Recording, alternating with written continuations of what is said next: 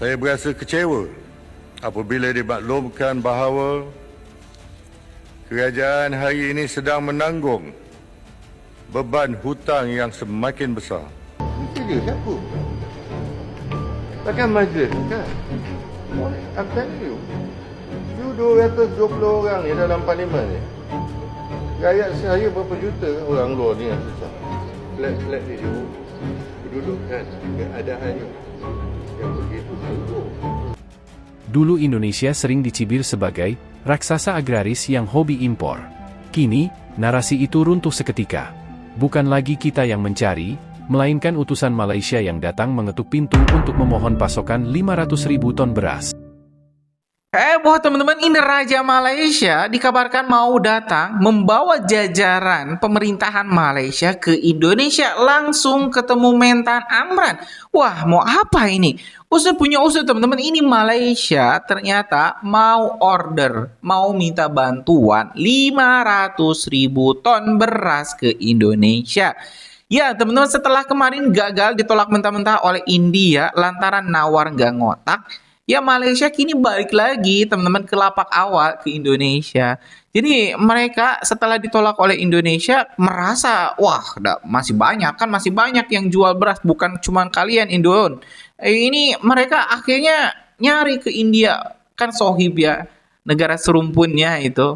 Karena banyak juga orang India, hampir 3 juta teman-teman, lebih kayaknya yang hidup di Malaysia. Tapi ketika mereka datang ke sana, jawabannya apa? No. Kami nggak mau ekspor ke Malaysia karena ya kebutuhan dalam negerinya juga belum terpenuhi teman-teman, karena banyak gagal panen juga di India. Nah, mereka balik lagi ke lapak awal, ya biasa kayak ibu-ibu nawar di pasar teman-teman. Ngeghosting dulu lah, ngegas dulu. Di lapak yang lain juga ditolak. Alhasil ya datang ke sini. Nih informasinya teman-teman ya, pemerintah Malaysia mau datang langsung ke sini. Kita belum tahu apakah PM-nya yang mau datang atau rajanya sekalian yang mau datang. Yang jelas mereka mau minta 500.000 ton beras ke Indonesia. Jadi sebenarnya Indonesia nggak masalah kan mau mereka beli berapa ton juga. Yang masalah kan itu harganya teman-teman. Itu harga premium, beras premium di daerah kalian berapa sih? Ada di komentar-komentar para subscriber yang menyebut 17.000, 18.000. Oke. Nah, ini nggak ngotak teman-teman. Ini delegasi Malaysia kemarin, ini informasi A1 dari Bulog. Mereka nawar 9.800. Wah, kalau 9.800 mending kita aja yang beli. Terus kita jual lagi. Kan untungnya 2 kali lipat ya. Kenapa kita harus jual mahal-mahal murah-murah ke Malaysia? Sedangkan diekspor ke negara-negara Eropa, negara Asia yang lain saja harganya kurang lebih 15.000. Oke deh, kita mending simak dulu informasinya. Siapa yang bakal datang ke Indonesia? Apakah rajanya atau PM Anwar Ibrahim? Atau siapa yang bakal langsung informasinya menemui ini Mentan Amran? Kita simak teman-teman informasi selengkapnya. Netizen sebelah yang meremehkan Indonesia miskin dan berutang, justru mereka lupa bahwa negaranya memiliki utang tertinggi kedua di Asia Tenggara. Katanya rakyatnya kaya, tapi ternyata hidupnya penuh utang. Sebuah tamparan halus dari Indonesia yang kini makin kuat, berdaulat, dan terus menunjukkan kemajuan nyata. Di mana di laman Twitternya malam tadi, Tengku Zafrul berkata sebanyak 97.5% hutang negara adalah pinjaman dalam negara. Beliau menjelaskan cara kerajaan meminjam tidak seperti cara individu meminjam daripada rakan mereka. Katanya antara cara kerajaan membuat pinjaman ialah melalui terbitan bond. Para pelabur kemudian akan membuat bidaan kadar pulangan atau hasil serta jumlah yang ingin dilanggan. Jelas Tengku Zafrul, pelabur yang membuat bidaan kadar pulangan yang paling rendah beserta jumlah pinjaman yang paling tinggi akan dipilih. Beliau juga menegaskan amat jarang untuk kerajaan membuat pinjaman secara terus dari negara lain. Saya berasa kecewa apabila dimaklumkan bahawa kerajaan hari ini sedang menanggung beban hutang yang semakin besar. Ini disebabkan sejak tahun 1998, kerajaan sentiasa berada dalam kedudukan defisit kekal. Adakah beban ini akan kita tinggalkan untuk ditanggung oleh anak cucu kita nanti? Jawapannya adalah pada semua ahli-ahli Dewan di sini.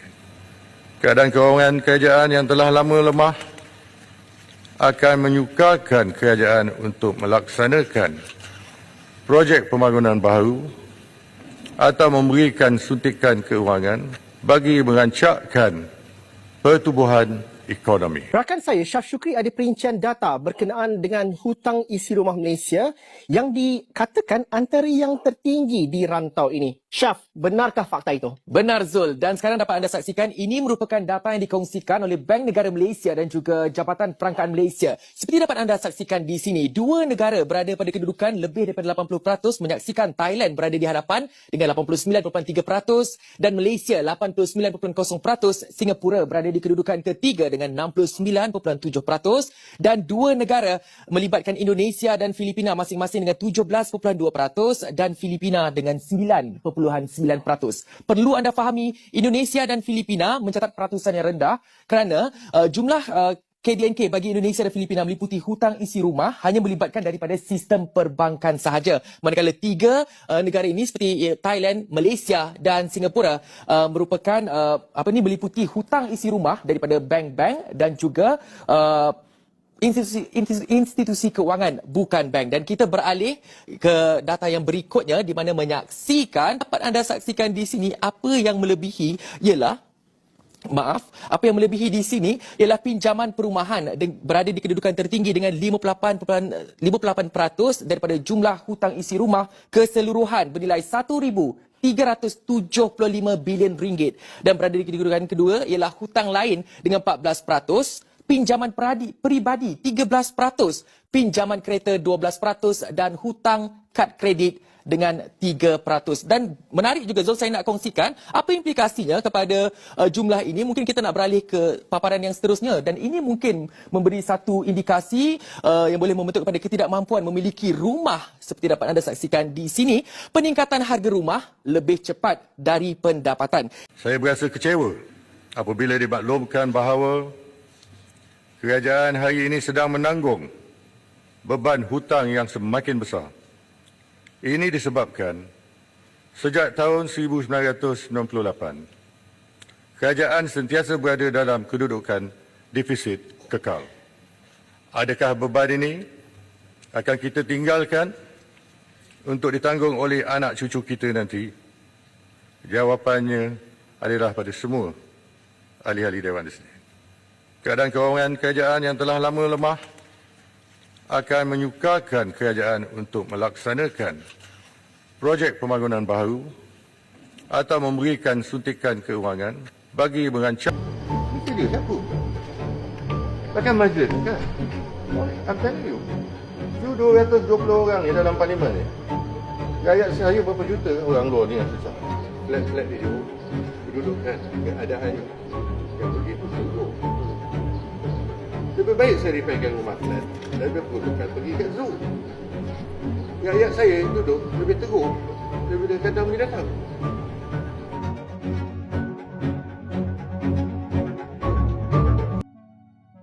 Dulu Indonesia sering dicibir sebagai raksasa agraris yang hobi impor. Kini, narasi itu runtuh seketika. Bukan lagi kita yang mencari, melainkan utusan Malaysia yang datang mengetuk pintu untuk memohon pasokan 500.000 ton beras. Dengan produksi mencapai 34,6 juta ton dan surplus yang divalidasi oleh FAO serta USDA, gudang Bulog kini meluap hingga harus menyewa tempat tambahan. Keputusan berani Indonesia menghentikan impor bahkan sanggup mengguncang harga pasar global hingga turun drastis. Ini bukan sekadar transaksi dagang, melainkan pergeseran kekuatan geopolitik. Pangan adalah senjata ekonomi baru. Netizen pun riuh, dulu dihina karena impor, meski dalam posisi sangat membutuhkan, Malaysia justru mencoba menawar harga beras premium di bawah standar pasar. Indonesia tidak tinggal diam dan langsung menolak tegas tawaran tersebut. Kini, terjepit kebutuhan yang mendesak, pihak jiran terpaksa mengajukan negosiasi ulang demi mengamankan pasokan pangan mereka. Susah cari beras, kamu sorok, kamu jaga. Kami akan cari kamu dan saman dan bawa kamu ke mahkamah. Tengah orang susah, masa itu kamu nak cari untung. Isu beras terus jadi kebimbangan orang ramai di Sabah. Ada dua faktor penyumbang, iaitu bekanan terhad dan impak konflik Asia Barat. Ekonomi kita tidak mudah 1-2 bulan ini. Harga barang, harga minyak, harga baja, tak mungkin kita kawal mudah.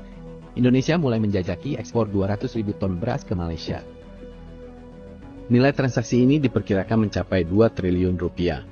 Direktur Utama Perum Bulog, Ahmad Rizal Ramdhani, mengatakan negosiasi kini memasuki tahap kedua, terutama terkait harga jual beras. Malaysia disebut sudah cocok dengan kualitas beras Indonesia, namun proses tawar-menawar harga masih berlangsung. Jika kesepakatan tercapai, ekspor ini akan menjadi langkah strategis Indonesia dalam memperkuat posisi pangan di kawasan Asia Tenggara. Kemampuan kita hanya mampu buat belacan aja. Cakap apa? Batang macis pun kita tak mampu buat. Nah, kemampuan kita hanya mampu buat belacan. Tahu belacan? Itu kemampuan kita pun. Nak cakap apa? Mana jat pejuang yang orang kita buat? Dah berpuluh tahun. Kata duit ada, kata kita maju dah. Jat pejuang kita tak mampu buat. Pistol tak mampu buat. Pistol pun kita tak mampu buat tau. Untuk nak berperang. Karena sekarang ni nak berperang dengan keris. Senapang tak payah cakap lah. Senapang kat Kementerian Pertahanan kita tu semua made in USA. Nak cerita apa kita? Tak payahlah. Kita ni dulu belajar. Nak gali minyak kita belajar dengan Indonesia. Buat jalan tol belajar dengan Indonesia. Kita berada dalam keadaan kuat. Banyak negara panik, kita tidak panik. Kita sudah swasembada pangan. Dan sebentar lagi kita swasembada BBM. Kita tidak akan import BBM lagi. Saudara-saudara, kita bangsa yang kaya, tapi yang penting sekarang kekayaan harus bisa kita kuasai, harus bisa kita kelola dengan baik. Ya, kalau kita malas, kalau pemimpin-pemimpinnya tidak jujur atau seenaknya, maka kekayaan kita akan diambil oleh bangsa-bangsa lain. Sudah meninggal dunia kerana kelaparan. Apakah ingin kita lihat dalam negara kita ini ramai lagi rakyat Malaysia yang mati kelaparan? Ini adalah satu kezaliman kepada rakyat. Itu maka presidennya pada satu ketika mengarahkan Menteri Pertanian untuk membuat transformasi pertanian, dan mereka telah mentransform seluruh daripada atas sampai bawah di pertanian. Dan hari ini Indonesia dia telah berjaya mengeluarkan hasil pertanian untuk kegunaan negara dia tanpa perlu mengimport sebanyak 9 jenis. Dia ngangkat Menteri Amran Sulaiman ini karena lu tahu dia ini satu-satunya loh menteri di Republik ini yang punya paten. Lu bayangin, ini menteri beneran nih, Menteri Pertanian yang beneran satu-satunya sepanjang sejarah Republik Indonesia yang punya ilmu S3 doktor di bidang ilmu pertanian, S2 master dia ilmu pertanian juga, S1 dia juga ilmu pertanian. Jadi ini real loh. Dia jadi dosen, jadi peneliti di Fakultas Pertanian di Indonesia. Dan hebatnya lagi dia punya 5 paten di bidang pertanian. Dia menciptakan obat-obat pengendalian hama pertanian, pestisida, ada namanya Alpostran, ada namanya Tiran yang dia udah kembangkan sejak tahun 90-an. Dan dari hasil inovasinya itu ya dia berhasil membangun bisnis di bidang itu. Jadi ini real nih, ini real petani iya, pengusaha iya, inovator iya, ilmuwan iya, dosen iya, semuanya di bidang pertanian dia tahu dari hulu sampai hilirnya guys. Ini gila banget. Sepanjang sejarah Republik ini belum pernah ada kita punya menteri yang sangat ahli di bidangnya. Dubes India langsung telepon saya, minta 500.000 ton. India, Australia sudah ngambil, sudah putus, sudah dikirim. Jadi kita harus bangga dengan negara kita. Kita rencana sudah negosiasi Bulog, mudah-mudahan apa yang direncanakan Bulog 200.000 ton bisa kita ekspor. Tapi beras siap, jangankan 200.000, 500.000 pun bisa diekspor negara yang membutuhkan. Karena kalau kita lihat ya, permintaan Malaysia ini kenapa nggak masuk akal? Mereka tuh lihat di layar kaca guys. Mereka mau beras premium. Beras premium itu pecahannya 5% yang dipengenin si Malaysia. Kalau di Indonesia beras premium lokal itu pecahannya 15%. Pecahan 15% di Indonesia harganya aja udah 14.500 guys. Nah lu bayangkan si Malaysia ini minta yang premium pecahannya cuma 5%. Tapi harganya jangankan 14.000 perak, mintanya di bawah 10.000. Ini kan nggak masuk otak nih, nggak ada akal nih. Apa maksudnya? Ini coba Coba lu koran-koran di Malaysia, lu bahas dulu lah. Ini apa strategi korupsi gaya baru ya? Baru di peringkat perbincangan. Malaysia berusaha untuk membeli 200,000 tan di bawah harga 10,000 per kilogram. Sebelum itu kita harus tahu, banyak komen-komen dan kritikan-kritikan daripada TikTokers dan YouTuber daripada Indonesia. Sini saya ingin menerangkan sedikit. Antara jualan runcit dengan jualan borong, iaitu borong membeli secara banyak, dua perkara yang berbeza. Malaysia bukan membeli secara runcit, tapi borong. Mau tidak peniaga di Indonesia membeli barangan dalam bentuk kapasiti yang besar dalam harga runcit, mau tak mau. Di sini kita harus faham, itu adalah perniagaan, ya. Tapi tak apa, ini baru peringkat perbincangan. Kalau Indonesia tak mau jual, tak ada masalah. Tapi bagi kami, beras premium kami hancurnya adalah 5%, bukan 15%. Di situ kena fikir. Buat masa ini tidak perlu kita berasa cemas apa-apa. Keadaan semua cukup, beras pula, Kabinet dah setuju. Kita tambah dari segi stoknya sampai ke 9 bulan. Daripada sekarang hinggalah 9 bulan yang akan datang. Ianya mencukupi. Untuk pengetahuan kita semua, barang-barang import makanan kita kurang yang melalui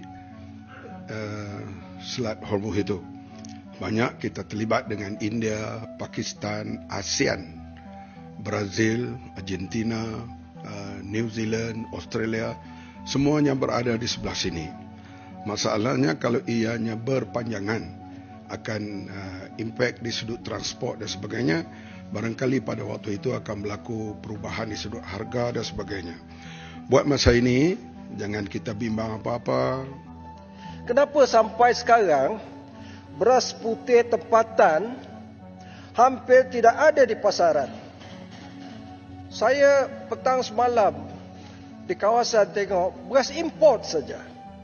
Beras putih tempatan yang kerajaan keluarkan belanja, parlimen luluskan berbilion-bilion ringgit, tapi tak ada. Ini disambung dengan butiran 040600 penyelenggaraan infrastruktur pengairan dan saliran pertanian. Parlimen untukkan pada kerajaan buat saliran yang baik. Petani bersawah, menghasilkan padi. Tetapi soalnya, beras import yang lebih banyak daripada beras tempatan. Ada persepsi rakyat, tolong jawab. Kalau ya, kata ya. Kalau tidak, kata tidak. Adakah beras import yang dijual di kedai itu, di pasar-pasar itu, sebenarnya sepenuhnya beras tempatan atau campuran, sebahagian tempatan, sebahagian import? Tolong jawab. Begitulah realitanya. Saat rantai pasok dunia terganggu, mereka yang memiliki lumbung melimpah akan selalu memegang kendali di meja perundingan.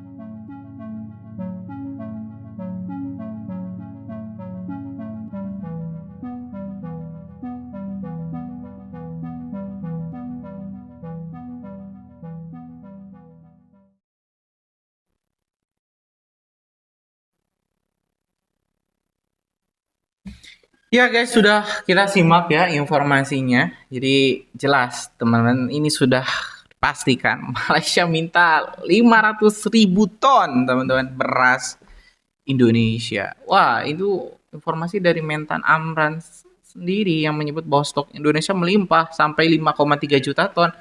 Ini memang kita sedang nyari pembeli bayar teman-teman, tapi kita juga nggak mau kan jual beras murah kita. Harga beras kita nggak mau dimurah-murahkan, di Indonesia saja dijaga biar petani teman-teman nggak yang jadi rugi. Jadi kalau misalnya harga beras ini memang stok kita melimpah ya, terus kita jual murah 9.800, yang rugi siapa? Petani. Alhasil pemerintah benar-benar harus hati-hati dalam hal ini. Jangan sampai kalau kita kasih ke Malaysia harga murah, negara lain bakal ikut-ikutan. Jadi alhasil yang jadi bencananya teman-teman Indonesia yang kena imbasnya. Jadi saya sangat setuju setuju sekali dengan Menta Amran. Walaupun swasembada pangan, kita harga beras tetap kita kawal. Jangan sampai ya yang rugi nanti para petani-petani di Indonesia juga, teman-teman. Nah, gimana menurut kalian? Gimana ini Malaysia mau datang katanya ke sini. Rajanya mungkin mau datang minta bantuan. Ya, kita bakal bantu asal tahu diri juga. Sudah dibantu, harus tahu diri. Jangan nawar 9.000. Ya, katanya negara kaya. Ya enggak? Wah. Ya, itu aja deh teman-teman. Terima kasih. Assalamualaikum warahmatullahi wabarakatuh.